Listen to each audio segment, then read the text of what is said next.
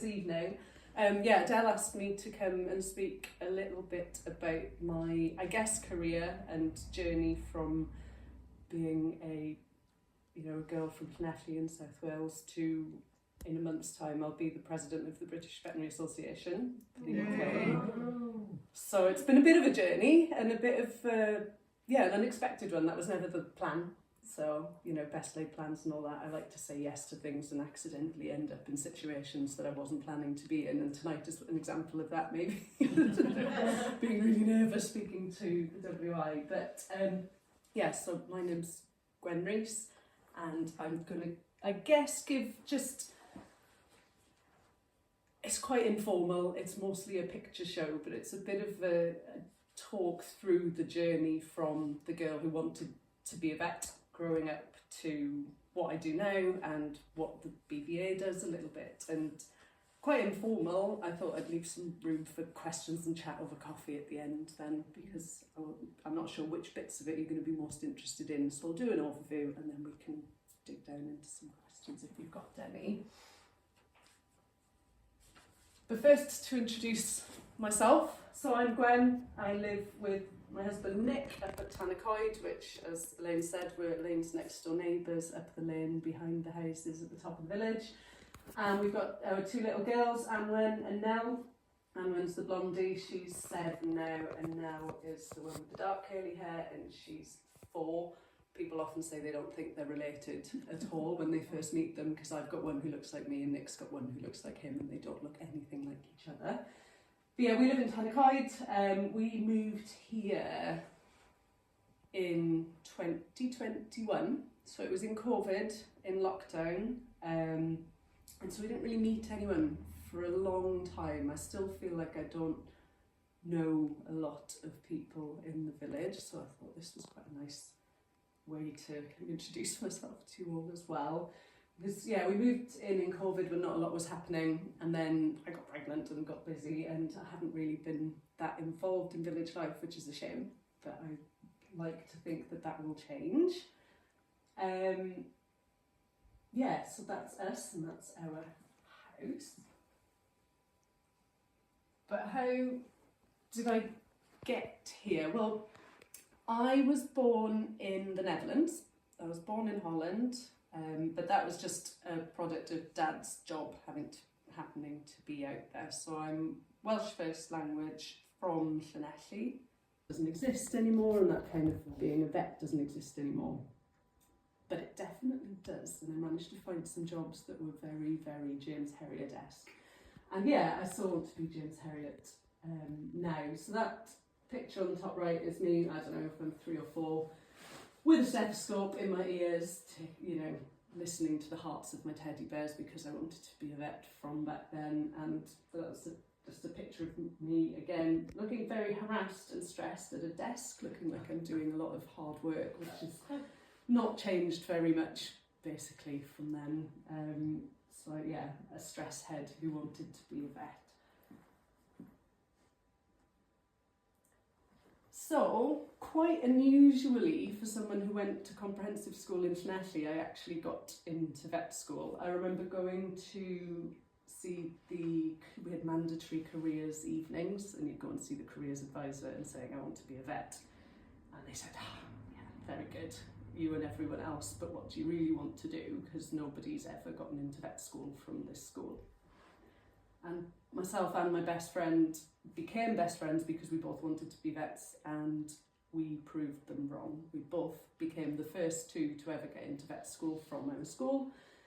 We got into different vet schools, which was probably good, so that we didn't just remain each other's friends and not have lives outside. But we both got into vet school. I got into Liverpool Vet School, which at the time was the best vet school in the UK, and I still think is, and one of the best cities as well. So I was really lucky, after spending most of my teenage years, having fun, but also having to then wake up with a hangover and go and hang out on farms and go and brush the floors in the local vet practice to get enough work experience to get in.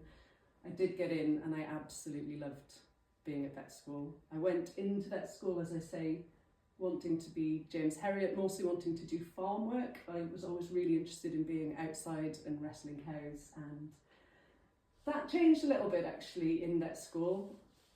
You learn about all of the different aspects of being a vet, so I'd gone in not really knowing anything other than the James Herriot version of being a vet, and then you come out and you've learned about all of the public health work, all of the sort of epidemiology and the science behind being a vet, and the really high-end sort of orthopaedics work you can do if you're a small animal vet, and all of these different aspects. And I came out of vet school actually thinking, oh, maybe I don't want to be a mixed practice vet, maybe I want to be an equine surgeon. Because in my final year I'd done my elective in equine soft tissue surgery and been helping out with lots of colic surgeries. That's me scrubbed into a big colic surgery on a horse in my final year of vet school, and I thought, that's what I want to do. And you'll notice a theme through this, that I change my mind about what I want to do, and I have career shifts quite often. So yeah, I went into vet school, wanted to be a mixed vet. I came out of vet school wanting to be an equine vet. I was, I think, one of fewer than 10% of children who'd gone to comprehensive school in our year, so at the time it was still a very public school educated kind of demographic in vet school, and I remember feeling quite like I was from Llanafan and I spoke Welsh and I didn't really fit in, but I wanted to make myself fit in. I wanted to make the profession feel more like it was for everyone, not just for a certain demographic of people. So yeah, I came out, really enthusiastic, and I was going to be an equine surgeon, but first I needed a first job, and you just take whatever first job you can get, really. And so I went into mixed practice and I became James Herriot pretty much immediately. So I went straight into clinical practice, and I took a job at Market Hall Vets, which was a really busy mixed veterinary practice in St Clair's, which is on the border between Carmarthenshire and Pembrokeshire. And I was thrown in at the absolute deep end immediately. It is one of the busiest practices, or it was then one of the busiest mixed practices in Wales, and we had, I think, 14 vets, and we were all treating all species of animals, and whatever came in the door, whatever call comes in, you go out and you do it. And as a new grad, there wasn't much in the way of hand-holding. We were just in at the deep end straight away. So I started off terrified, and then your feet don't really touch the ground. The first 2 years you're just firefighting every call that comes in, doing whatever, all of these things that you would never imagine you'd end up doing immediately, like cesarean on a cow on my second day by myself without any backup, because there was no backup available and that kind of thing. And it was a very busy practice. We did a lot of work with bulldogs. We ended up being a bit of a bulldog specialist practice for no real reason other than I think we were cheaper than a lot of the other practices around. So most nights on call you would be doing at least one bitch cesarean on a dog. If it was spring, you'd be doing several lambings throughout the night, probably a couple of calvings, a cow cesarean. So that cow on the right there, that's a Hereford cow, one of my favourite hobby farmers, whose calf has just been cut out of the picture there, but that was pretty much a newborn calf. It was massive, and she was quite a small cow, so she'd had to come out the side hatch, as we call it. So we'd done a cesarean on her, which is why she's got, you can't really see the stitches there. But, yeah, that first 2 years was spent helping a lot of baby animals into the world. Sort of midwifery is a big part of mixed practice life, and I really enjoyed it. I did ask Adele how you were with gruesome pictures. I'd have put a slightly gruesome picture. I was told the more gruesome the better, so I'm trying to work out what that top left photo is. I can't. Yes, that is a really rare thing that you learn about in vet school, and you think, that sounds so cool.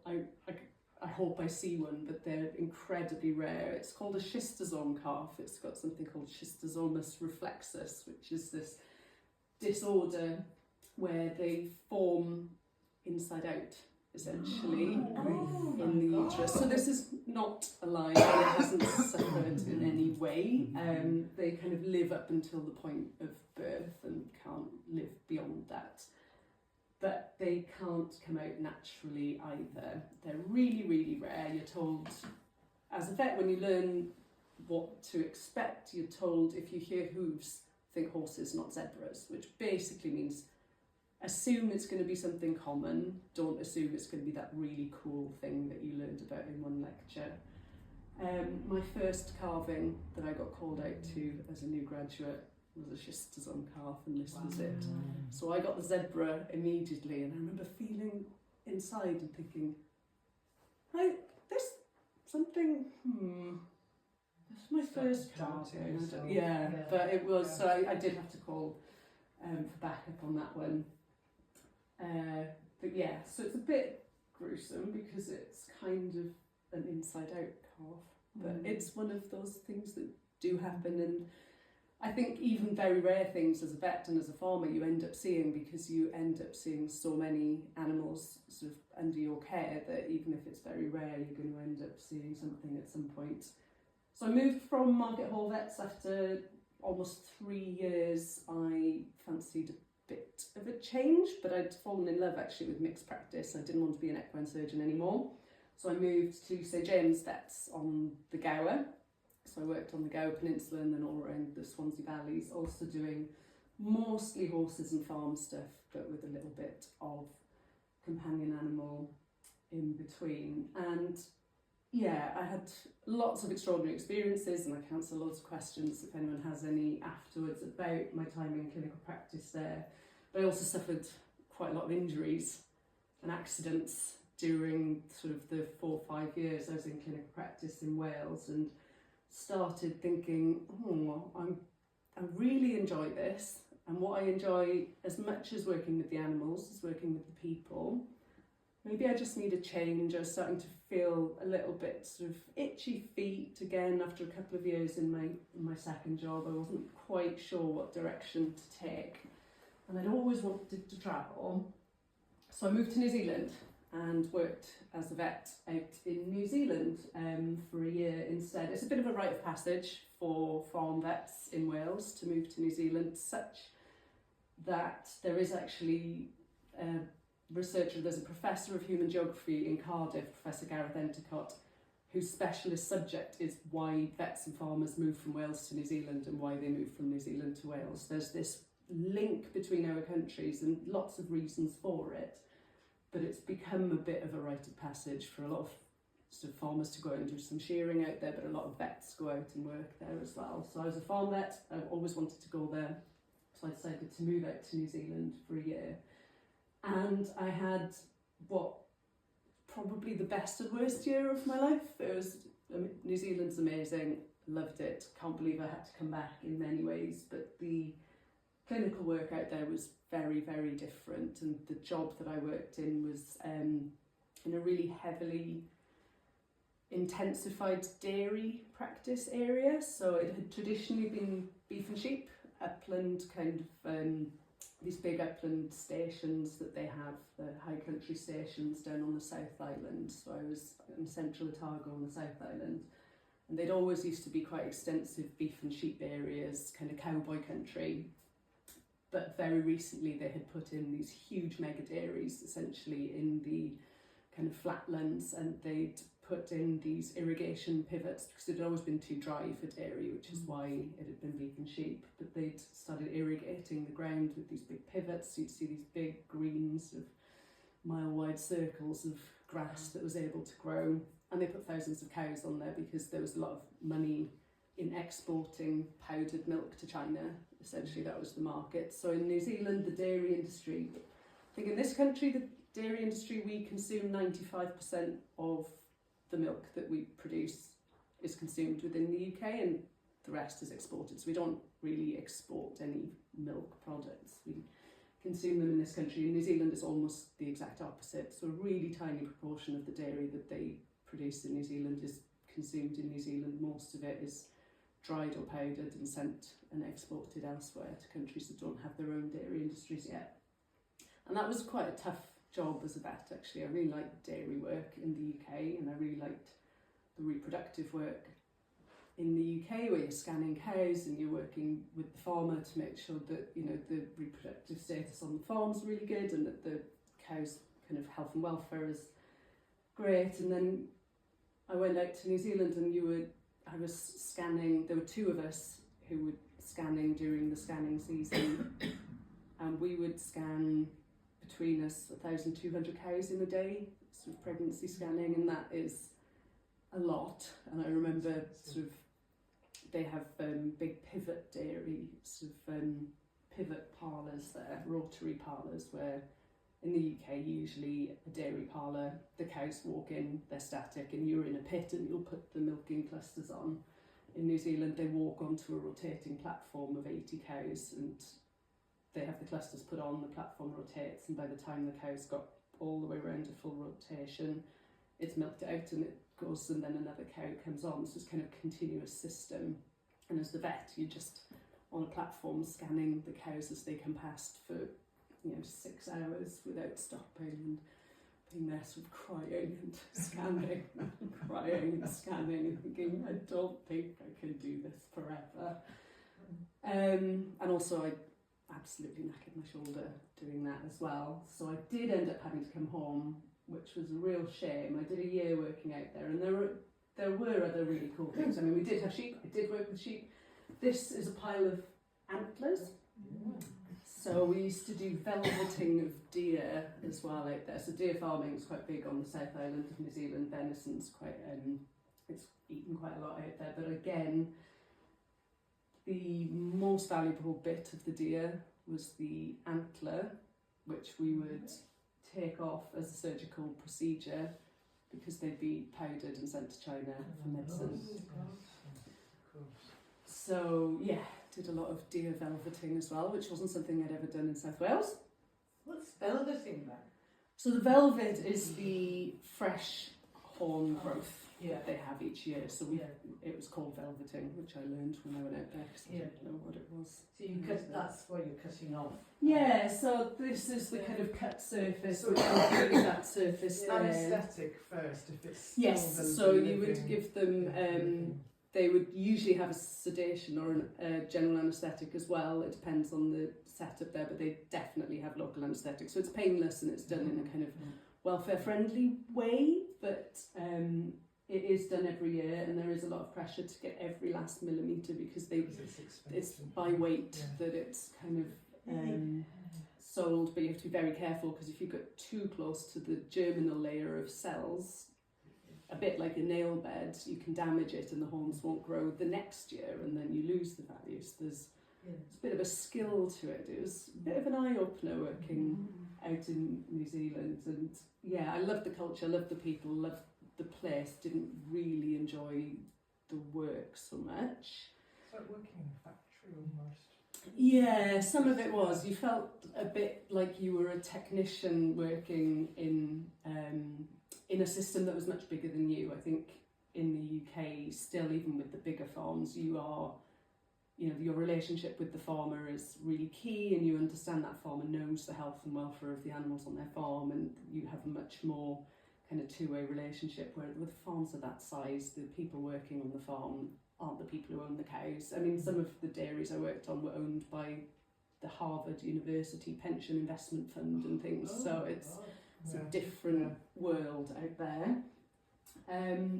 So after a year, I kind of reluctantly, but kind of with a lot of relief, came home. But I was having a real career and existential crisis because I'd knackered my shoulder. I'd realised, you know, I'd had lots of injuries as a clinical vet. I was coming back. I was turning 30 at the time.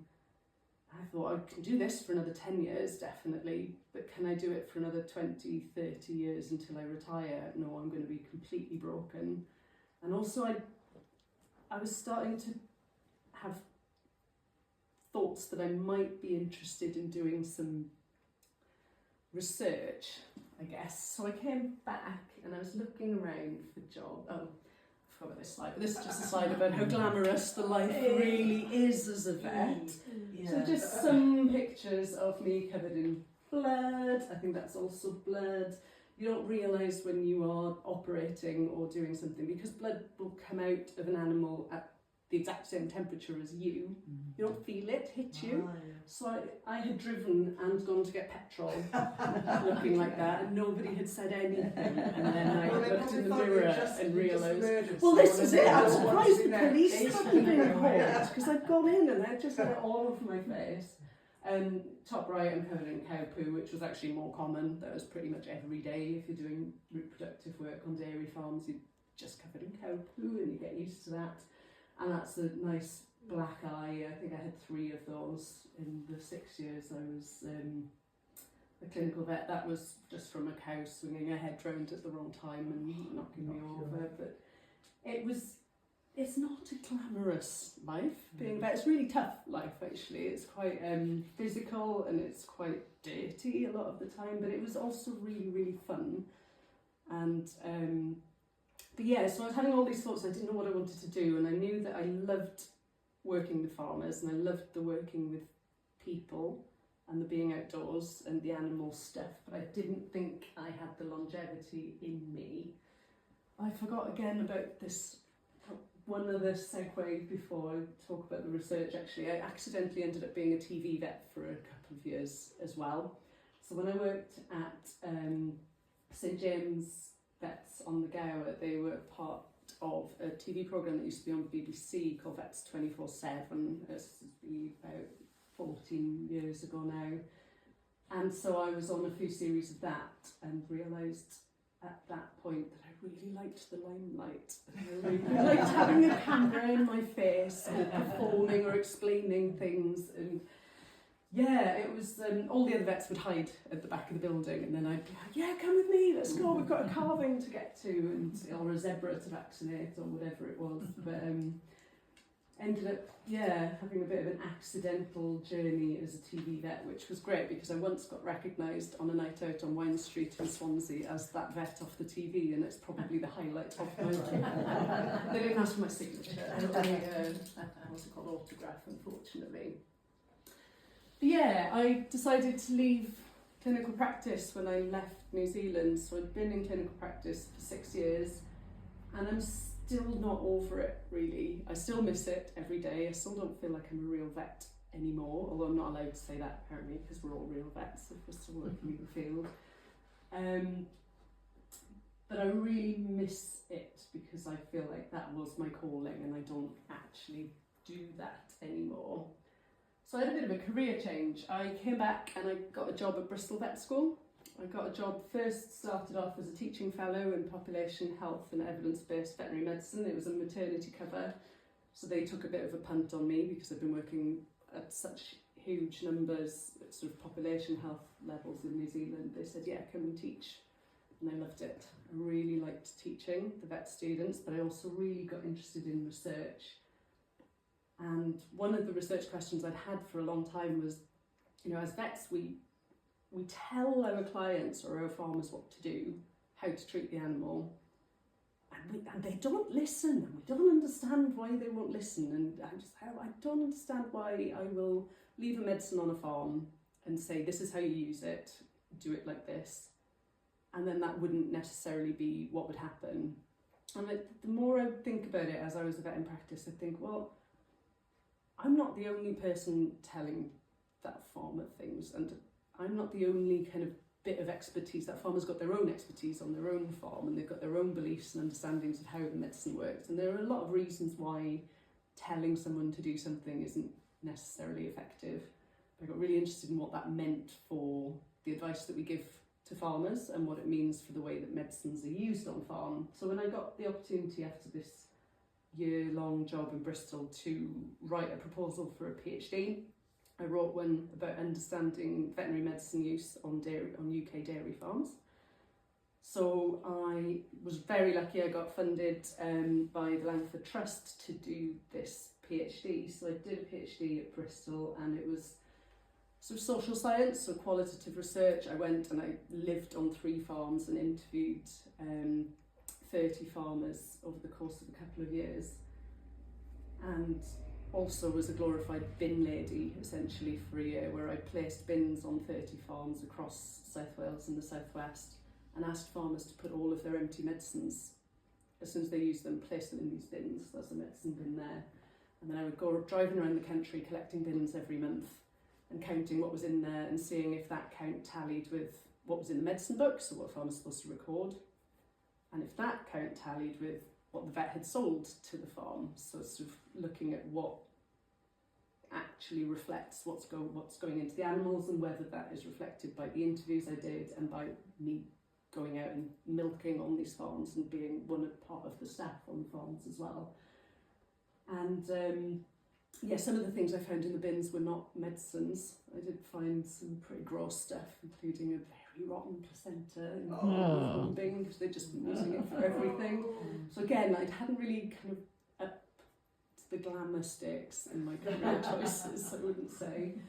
But I did get a PhD out of it, so I really enjoyed that. It was 3 years of being allowed to use your brain in whatever kind of way you want, and I really enjoyed that, and I realised that the academic life was probably for me. So I sat my viva 8 months pregnant actually, with Arwain, and without a real plan about what would happen after the viva, because I had sort of to have this maternity break anyway. But I got my PhD and I got a research fellowship immediately after, luckily, sitting my viva. So when Arwain was 2 weeks old, I got a phone call saying, you know that grant you put into Welsh Government 2 years ago that has been delayed and delayed and delayed, you've got the money, can you start next week? And I was like, oh, no, I've got a 2-week-old at home now who wasn't even a twinkle in my eye when I applied for this money.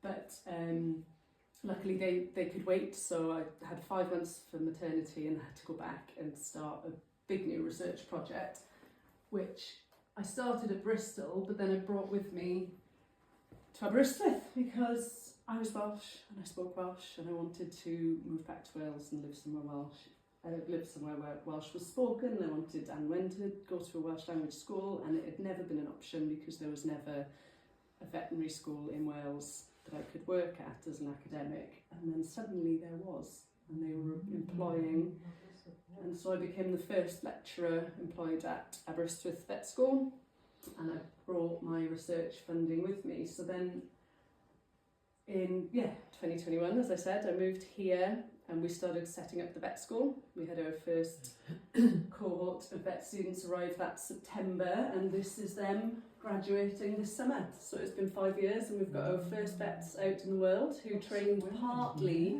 Is it more women than men? With one guy actually graduated in that year. There were 2 who started. It was unusual. I mean, the vet courses these days tend to be about 80% female, so they're very female courses. All of the, which is ridiculous because all of the people in positions of power are still men, but all of the actual vets doing the work are women these days. I have a bit of a bee in my bonnet about that. But yeah, a balance would be much better. We don't want to see a completely female profession either. But yeah, something to really celebrate that was built in Aberystwyth and that is still growing, and one of the reasons I moved here. Is it quite an international cohort as well?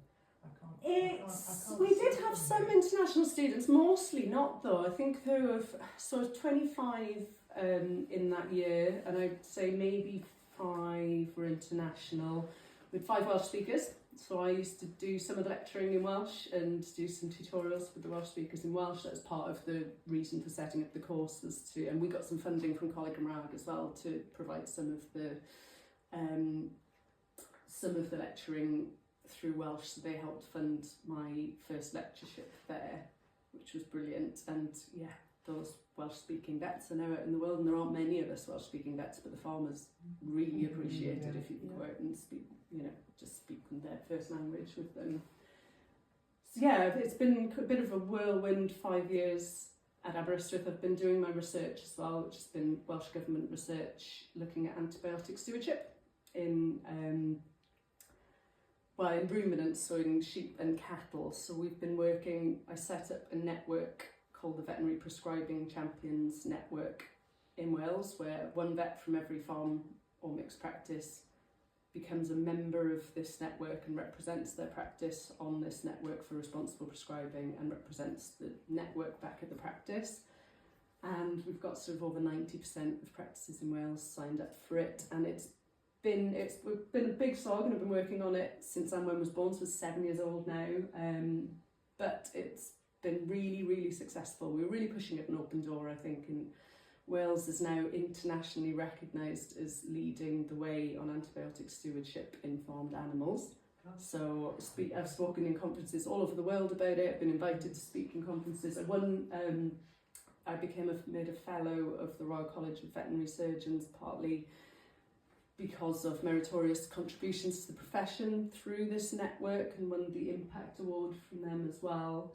So, I mean, the network is much more than me, and it's much more than the bits that I'm talking about now, but the bit that I lead and the bit that I started was the Vet Prescribing Champion Network, which is still flourishing and doing really well, and it's through the Arwain DGC programme, which we were really lucky to get funded through Welsh Government. And that's me with the chief vet and the head of, not the head of, but the lead pharmacist for UKHSA, the Health Safety Authority, or they used to be Public Health England, because we won the Prescribing and Stewardship Award a couple of years ago as well, which was really cool. So that's some of the stuff I've been doing at Aberystwyth. And now, I'm still technically a lecturer in veterinary science, but I've been mostly doing my research for the last few years. A lot of my research, as I say, has been on antibiotic stewardship, but I also have been involved in a project called Fluke Map, where we've been looking at liver fluke on upland sheep farms in Wales. So I've been going around, took this lovely picture on an upland sheep farm, looking at boggy bits of farms and seeing where the little snails that carry this parasite might live, the little habitats, and speaking with farmers and understanding the way that they make decisions to treat that. I was actually on the news this week because our latest project looking at hydatid disease, which is a disease no one's ever heard of, but Mid Wales is a hotspot for, that is a zoonotic disease that particularly sheep farmers in Mid Wales are at risk of getting, which is a tapeworm that can cause cysts in often your liver or your lungs. That is a disease. Is it human or? It's accidentally human. So usually it should be a disease of sheep and dogs. And it should cycle between sheep and dogs. So the sheep get these big tapeworm cysts. When the sheep die, those carcasses are scavenged by dogs, who then become infected. They then shed the eggs in their poo. This is quite an unglamorous talk, actually, isn't it? Yeah. And that's the cycle of infection, but people can become accidentally infected and get these cysts. I know of people. Yeah, there are people in Mid Wales, and it was a big problem about 10, 20 years ago. Public Health Wales did big interventions, free dog worming for sheep farmers and for the dogs on sheep farms. That everyone assumed that it had gone away, and we're finding that it hasn't. So we've started new research. Dogs that walk through sheep farms. And a lot of the upland sheep farms, those are common grazed mountains where anyone's walking their dogs, and you get fallen stock. Sheep carcasses may not be picked up within a few hours because you wouldn't know that they were there necessarily. But how does it then pass to humans? Because sheepdogs live in very close proximity with humans, and it's a bit of not washing your hands or sort of poo contamination basically being ingested. But that's how a lot of people pick up a lot of things. It sounds like it's quite widespread. You said you know at least 2 people. I know people who've had it. Oh my gosh! It was on BBC. We filmed a piece with the BBC, and it was on Wales Today on Monday night, and by Tuesday afternoon I'd had 7 emails from people who'd said I had cysts removed, or my mother had cysts removed, and so it was it's sort of in the collective consciousness. I think it's there in the older generations who've lived in Mid Wales, but younger generations of farmers have kind of forgotten about it because it went away, but we're starting to see cases again in younger people, so it's not gone away. The problem is that the cysts take 10 to 20 years to become a problem. Yeah. So the people who've been diagnosed now would have picked it up quite a long time ago. So there's some new research that I've been doing. I largely look at farmer and vet behaviour, how we manage disease and how we treat it. So I've been looking at that as well. Also do some work on the TB Technical Advisory Group for Wales. If anyone wants to talk about cattle TB, I can talk about that forever, but it's quite a depressing topic. Yeah. Yes, so that's some of the stuff I do now. I don't know how I'm doing for time. I'm just kind of waffling a little bit. So don't kiss your dog. Yeah, don't kiss your dogs. Or your mattress. Or your sheep. I think those are all very good tips and takeaways to have from time. So that's kind of where I was at and my academic life and career until last year when I not accidentally because I applied for it, but I didn't expect to get it, became the junior vice president of the British Veterinary Association. So I'd been involved. The British Veterinary Association is our kind of membership, professional membership organisation. So we've got 19,000 vets across the UK and members of the BVA. We're not a union, but we represent the profession sort of publicly and on the news, that kind of thing. We do a lot of political lobbying and also with the membership organisation developing policy and that kind of stuff. And I've been involved through Welsh branch for many years since I was at Bristol Uni. And I became Welsh branch president in 2023, which, you know, is a voluntary role and was really, really busy, but is something you could kind of fit around your life. So I thought, well, I'll give that a go, and I really, really enjoyed it. I liked being part of policy making, I liked speaking to government and understanding how decisions are made about animal health and welfare and being able to influence that on behalf of vets. And so when the main UK job came up, I thought, well, I'll apply, because I've got a tendency to apply for things without really thinking it through. And I was getting itchy feet again, because I do, after 3 years in any role, it seems.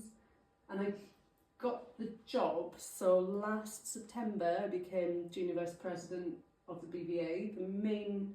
Which was amazing. The main drawback is that my office is in London, and I live in Llanafan, and we're not very well connected, are we? So my commute every week is quite long. If you ever see me driving past at 4 in the morning or driving the other way at midnight, it's because I'm on my way back from London. So it's a 3-year post. I've been junior vice president now for almost a year, and at the end of next month I become president. So I've been part-time this year. I got to being full-time and based in London from the end of September as president, and then I'll step down to senior vice president and part-time again for the year. Will you move to London? I get a flat in London for my president's year, so I'll be here on the weekends and in London in the week. Is the plan, because I don't want to move to London, and you know it's really a temporary role. No, but the garden might get a little bit overgrown next year. Saucepan wouldn't like it. Saucepan would not like it at all. No, exactly. The cat.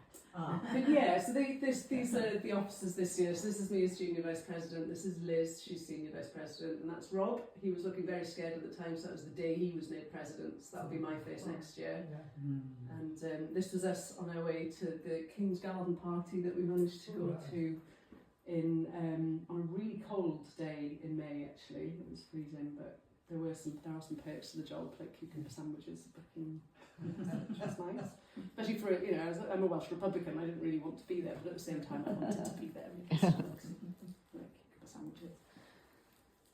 Again, I don't know how much time. Oh, okay, we're doing all right. I just thought, very brief history of what the BVA is. So it was founded in 1882 as the National Veterinary Association, because before that there hadn't really been a collective for vets to represent vets, and it really came into its own during World War I and World War II, where during World War One, the BVA was asked to coordinate recruitment for the Army Veterinary Corps. So that was kind of the role of the BVA at the time, was to help government to coordinate recruitment.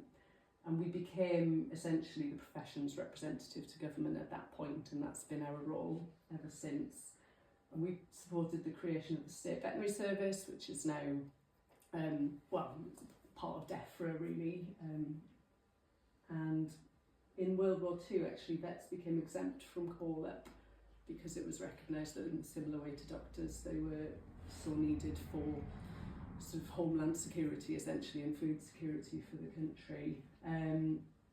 We were established as the BVA in 1953, and we moved to 7 Mansfield Street, which is where our current offices are, which is in Marylebone in London, so it backs onto Harley Street. It's a very, very fancy part of London I had never been to before, and I don't fit in walking around in my Doc Martens. Everyone else is sort of Botoxed up to the eyeball.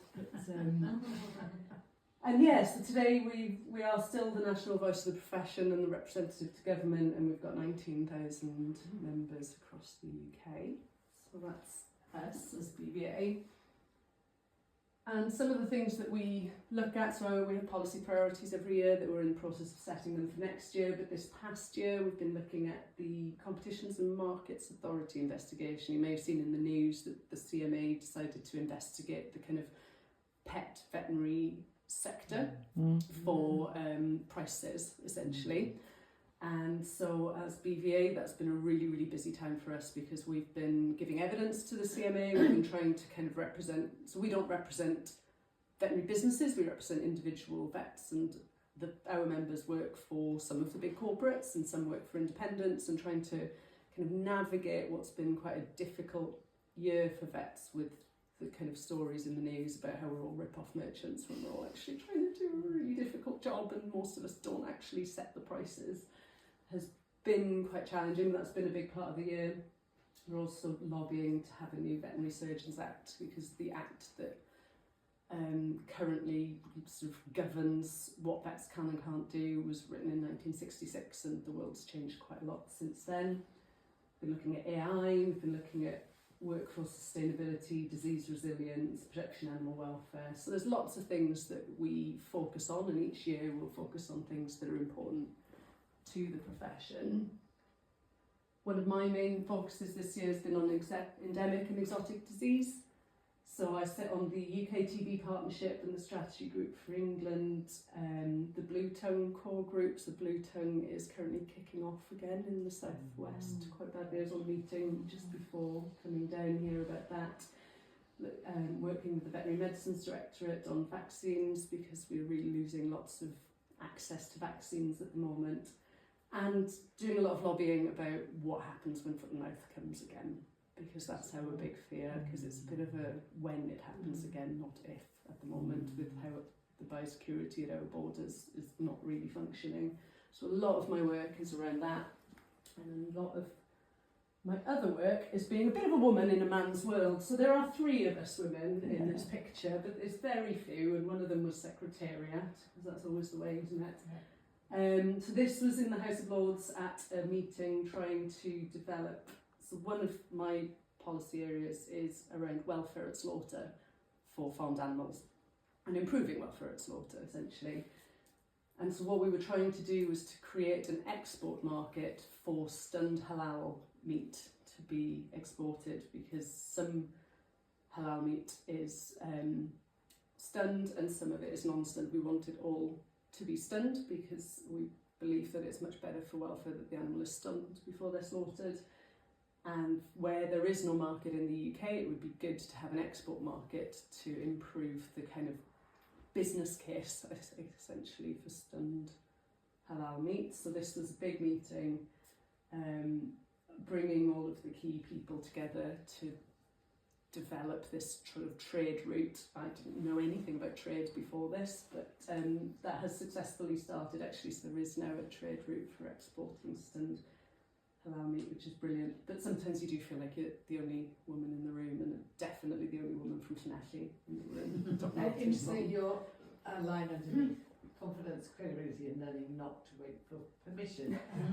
That's an important wisdom there, isn't it? Yeah, I think I feel like the older I get, the less I care about whether I'm allowed to say something or whether I should. If I feel like I have something of value to say, I won't wait for permission anymore. And I think you are at risk of being that bloody difficult woman thing when you are like that, and I think I'm seen sometimes as a bit of a ball breaker.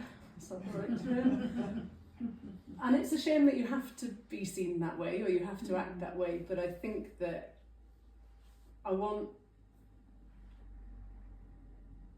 to be in this role, and I want people to see that you can be in this role and not worry about what, I don't know how to put it. I just want other women to, especially women who've gone to comprehensive school and feel like, you know, you have to kind of beg permission to be in any room sometimes when everyone else is very confident. And I want people to see that you can just be confident because you have the knowledge and the competence, and you've earned your right to be there, and so you shouldn't ask permission. I guess. No imposter syndrome. Yeah, I still have. I mean, I talk the talk. I still definitely have imposter syndrome, and yeah, you know, I'm usually nervous before something and shaking afterwards if I've been brave. But I'm always happy when I have been brave.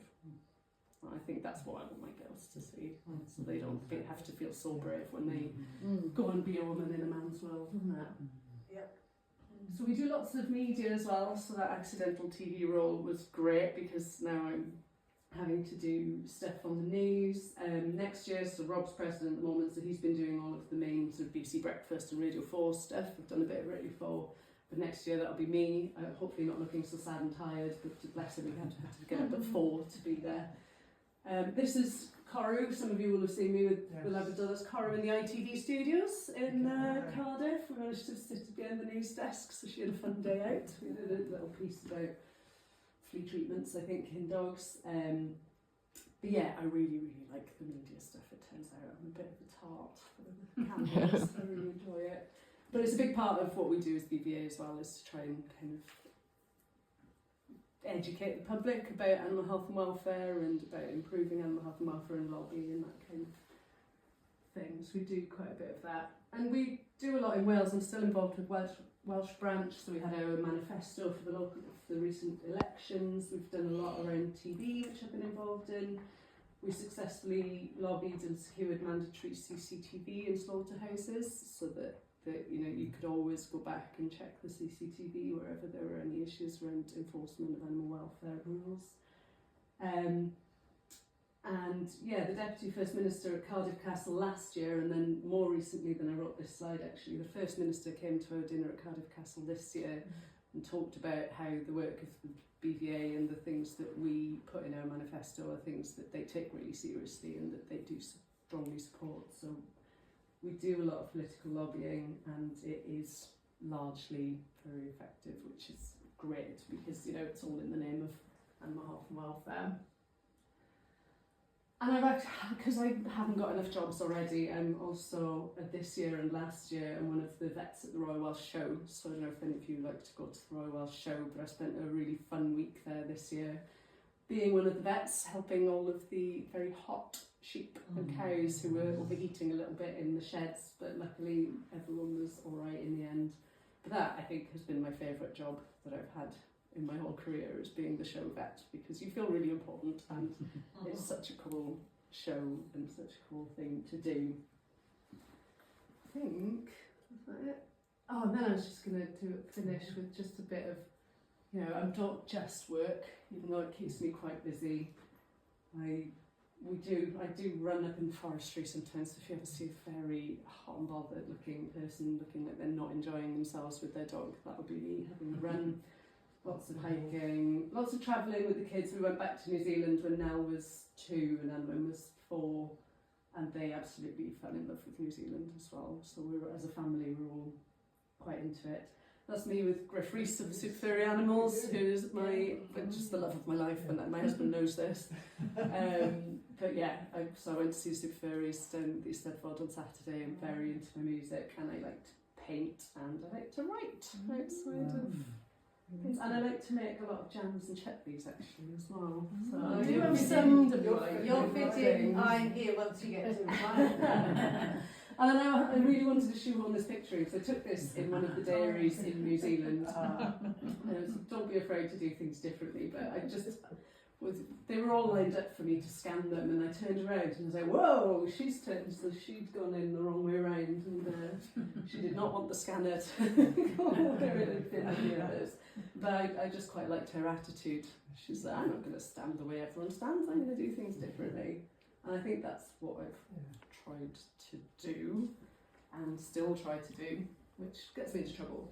But yeah, I hope that, I don't know if that was what anyone was expecting. Yeah, It's that's been a brilliant. bit of a run through of Yes. what I do and Thank why. you. Thank you, that was brilliant. Oh, you're welcome. Thank you very much. So I don't know if we want coffee and questions in an informal way or how it works really. And Gina, do you want a hand with that? Can I